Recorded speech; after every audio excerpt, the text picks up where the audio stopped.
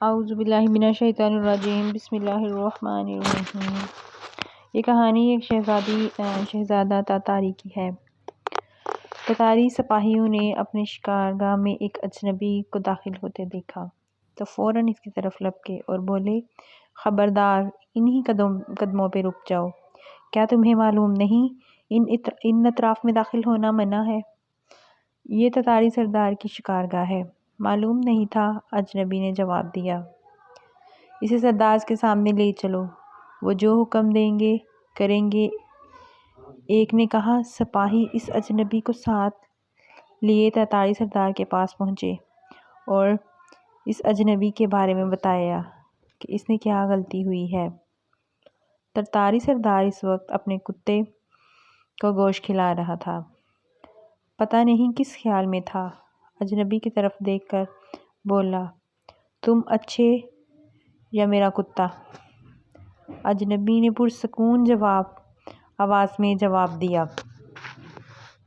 اگر میں ایمان کی حالت میں اس دنیا سے رخصت ہوا تو میں اچھا، ورنہ یہ کتا مجھ سے بہتر ہے۔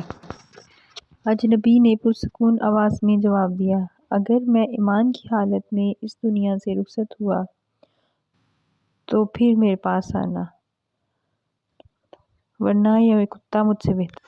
سردار یہ بات سن کر چونکا، کچھ دیر سوچتا رہا، پھر بولا، اس وقت میں ولی عہد ہوں، جب مجھے تاج اور تخت مل جائے تو میرے پاس آنا، اس وقت میں اسلام قبول کر لوں گا۔ یہ اجنبی شخص جمال الدین تھے۔ ان کی ایک نظر نے تاتاری سردار کی کایا پلٹ کر رکھ دی۔ شیخ جمال الدین اور اس کے بادشاہ بننے کا کئی برس تک انتظار کرتے رہے، لیکن اس کے بادشاہ بننے کا وقت نہ آیا، یہاں تک کہ ان کا آخری وقت آن پہنچا۔ انہوں نے اپنے بیٹے کو بلا کر وصیت کی، امیر تیمور تغلق جب بادشاہ بنے تو تم اس کے پاس جانا اور اس کا وعدہ یاد دلانا۔ یہ وصیت کر کے شیخ جمال الدین انتقال کر گئے۔ آخرکار وقت گزرنے پر امیر تیمور بادشاہ شیخ کے صاحبزادے اس سے ملنے کے لیے گئے۔ کسی نے انہیں بادشاہ تک نہ جانے دیا۔ جب کسی طرح ملاقات نہ ہو سکی تو انہیں ایک تدبیر سوجھی۔ انہوں نے امیر کے محل کے قریب کھڑے ہو کر بلند آواز سے فجر کی اذان دی۔ اذان سے امیر کی آنکھ کھل گئی، بہت غصے ہوا، حکم دیا، نیند میں خلل ڈالنے والے کو پکڑ کر لاؤ۔ اس طرح وہ ان کے سامنے پہنچنے میں کامیاب ہوئے۔ امیر نے ایسا کرنے کی وجہ پوچھی۔ انہوں نے اس کا وعدہ یاد دلایا۔ امیر تیمور کو برسوں پہلے کیا ہوا وعدہ یاد آیا۔ وہ فوراً مسلمان ہو گیا اور اس کے ساتھ اس کے بہت سے فوجی اور درباری بھی مسلمان ہو گئے۔ اس طرح تاتاریوں پر اسلام کا دروازہ کھلا اور تاتاریوں نے اسلام قبول کر لیا۔